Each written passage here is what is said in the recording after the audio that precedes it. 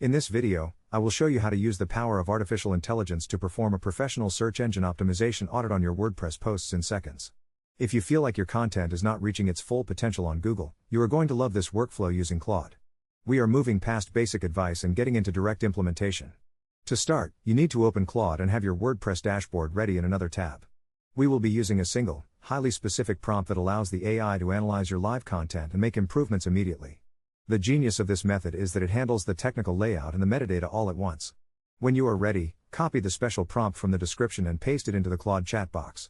You will need to customize two parts of this prompt. First, replace the placeholder for the exact article title with the specific name of your post so the AI can locate it accurately. Second, tell Claude which focus keyword you are targeting.